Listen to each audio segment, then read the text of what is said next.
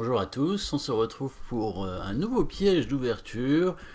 Si on peut appeler ça un piège, hein, c'était pas vraiment prévu comme ça, je pense, dans la partie, mais c'est ce qui pourrait y ressembler, en tout cas, le plus.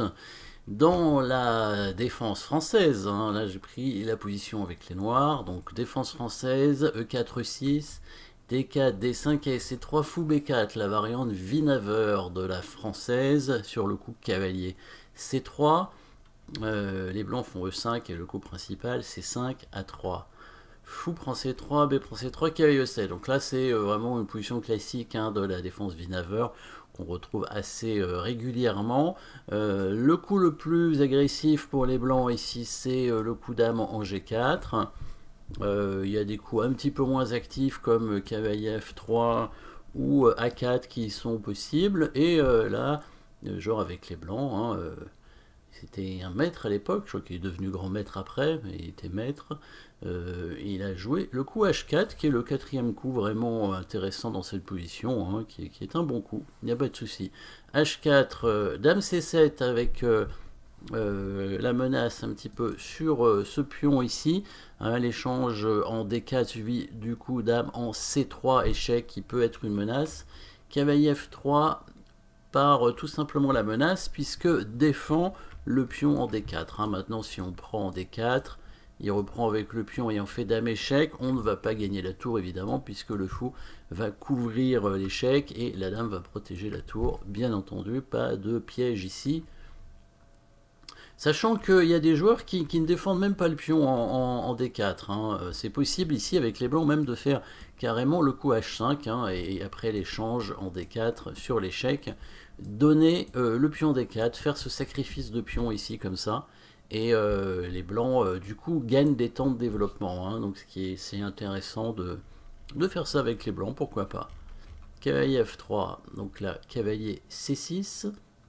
H5, donc l'idée du pion qui avance ici, c'est essayer de fixer la structure des pions noirs de l'aile roi, voilà, H6. C'est important de jouer ce coup H6 pour éviter d'avoir des trous, hein, parce que si on fait rien, hein, disons qu'on se développe, hop, H6, et là on va avoir un trou sur la case en F6, hein, si les noirs font ça. Voilà, le fou qui peut tout de suite même rentrer directement hein, et utiliser ce trou créé, et là ça fixe les pions et ça permet aux blancs de rentrer dans le camp des noirs. Il faut avancer le pion H6 pour conserver ici ce duo de pions qui permet de contrôler les cases. Hein. Donc là, pas de possibilité pour les noirs de rentrer pour les blancs, pardon, de rentrer dans le camp des noirs. Par contre, les pions sont fixés, mais ça, on peut pas l'éviter. Et bon, il faut encore qu'il arrive à attaquer les pions, ce qui n'est pas complètement évident.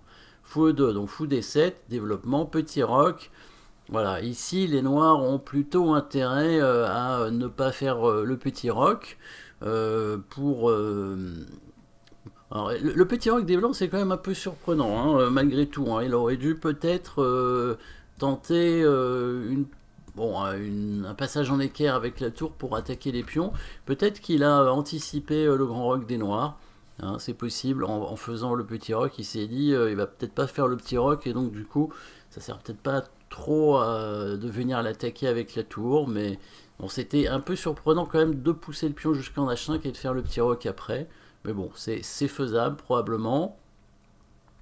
Et ici, grand roc directement avec les noirs, sans fermer le centre.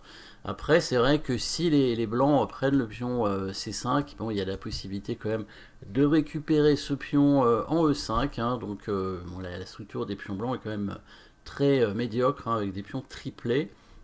Donc le roi noir pour l'instant ne risque pas grand chose. Les blancs qui avancent leur pion en A4, hein, c'est pas mal hein, pour permettre à leur fou de venir sur cette diagonale. Effectivement, hein, ça c'est souvent un souci hein, quand le fou peut arriver là, un souci pour les noirs, ce fou qui arrive. Donc là maintenant fermer le centre est moins intéressant puisque le fou arrive et vient directement menacer de venir attaquer la dame comme ça, défendu par le pion.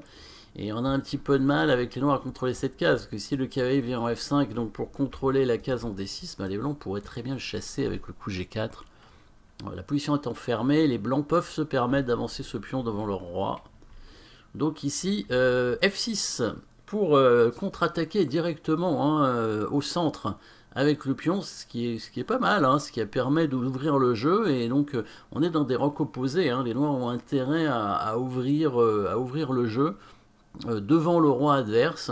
Donc si les blancs prennent, évidemment, là ça ouvrirait directement la colonne devant le roi blanc, hein. Donc là on pourrait amener la tour ici et attaquer le roi sur cette colonne semi-ouverte, et ça devient intéressant pour créer une attaque.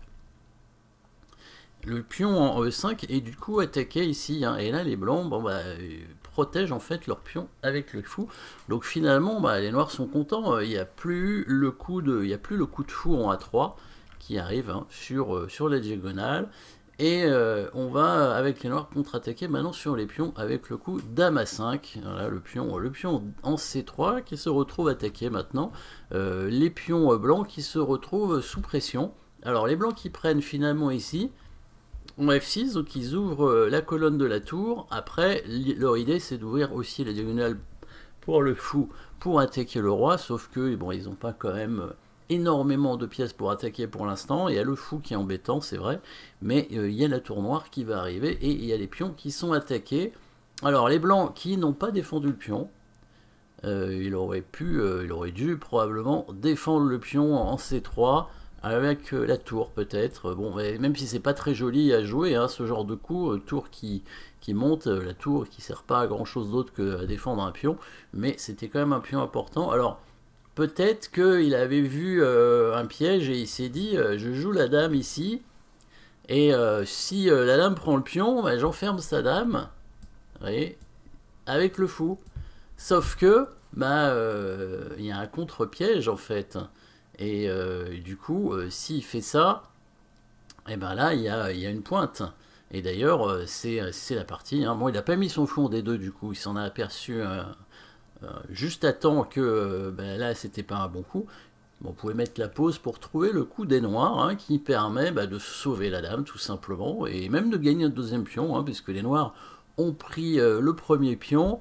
La dame noire n'a pas de case, elle ne peut pas s'enfuir de l'attaque du fou, mais on peut du coup attaquer la dame blanche grâce à une fourchette. En prenant ce pion D4, voilà, on menace de prendre le fou et de faire donc fourchette roi-dame ici.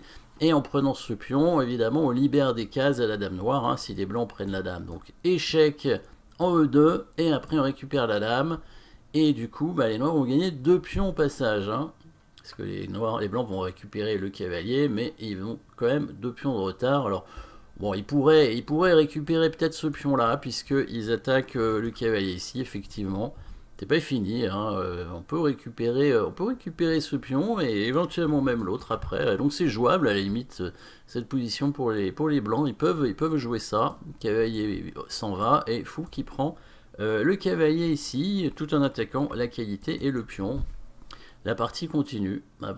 Il aurait pu faire ça. Peut-être que c'était son meilleur coup, hein. Il revient en prenant le pion en C5, et il rentre dans une finale probablement avantageuse pour les noirs, mais c'est pas fini. Vous pouvez rentrer là-dedans. Donc il a tenté, après ce coup de dame, il a tenté de chasser la dame. Il s'est dit, bon, j'ai donné ce pion, mais finalement c'était un pion doublé, peut-être que j'ai une chance de m'en sortir. Il attaque la dame avec la tour, sauf que là la combinaison est toujours possible.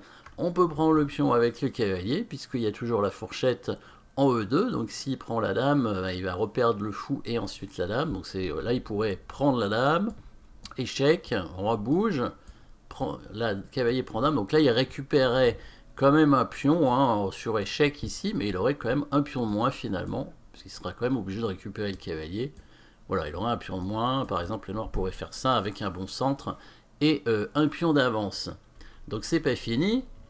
Du coup, les blancs ne font pas ça. Ils reprennent simplement le cavalier ici. La dame qui prend. Le fou qui vient là. Donc là, c'était la position qu'il avait vue. La dame doit bouger, elle s'enfuit, et après il prend ce pion avec le fou. Voilà, il a sacrifié un pion, mais il a une possibilité peut-être d'attaque sur le roi. Le cavalier qui vient défendre le pion. Et là il fait une dernière erreur, avec un nouveau piège évidemment. bien entendu. Donc là, peut-être qu'il fallait chasser la dame avec la tour comme ça. La dame serait venue en C7 peut-être, tranquillement pour protéger son roi. Et après, on aurait avec les noirs avancé certainement le pion central, enfin suivant ce que font les blancs. Hein. Après, il y a aussi la possibilité peut-être d'amener la tour sur cette colonne quand même, hein, pour attaquer le pion devant le roi. Bon, il y a un avantage quand même pour les noirs, je pense, avec un pion d'avance, une colonne semi-ouverte sur le roi et un bon centre. Les blancs ont la paire de fous, mais pour l'instant, elle n'est pas très très utile. Les blancs qui se sont dit, bah, je vais quand même mettre cette tour-là, puisque l'autre, elle est déjà relativement active. Je vais mettre cette tour-là, ce qui paraît logique comme coup. Sauf que bah, là, il y a un dernier piège, hein, et là, cette fois, bah, ça force l'abandon, parce qu'il va perdre une pièce. Donc là, vous pouvez chercher, si vous voulez, le coup des noirs, hein, qui va permettre aux noirs donc de capturer le fou, qui n'a plus de case de retrait, il peut plus s'enfuir. On va simplement pousser le pion en D4, voilà. La dame qui attaque le fou ici, attaque la découverte. La dame qui attaque le fou, et le fou est enfermé, il n'a plus de case. Il peut même pas être protégé. Et la découverte des blancs avec leur fou bah, n'est pas assez forte, hein, il n'attaque rien. Et donc là, il perd le fou et il a directement abandonné, puisqu'il perd le fou. Il n'y avait pas vraiment de moyen de continuer avec un pion de retard. C'était pas très grave, hein, il pouvait continuer, mais là, avec un fou de retard, ça commence à faire beaucoup. Le roi noir qui ne risque pas grand-chose, les pièces blanches qui n'attaquent rien de leur côté. Donc plusieurs pièges, hein, différents dans cette partie. Ça qui était intéressant, on remarque la variante Vinaver quand même qui donne pas mal de possibilités, hein, au noir. Hein. On dit que la défense française est passif. Non, je vois pas où est la passivité des noirs dans cette partie. Au contraire, il y a pratiquement des menaces à chaque coup. Hein. Donc n'hésitez pas à jouer la française, hein, très important. En tout cas, merci d'avoir suivi cette petite partie. Et puis à très bientôt, hein, pour une nouvelle partie, une nouvelle vidéo.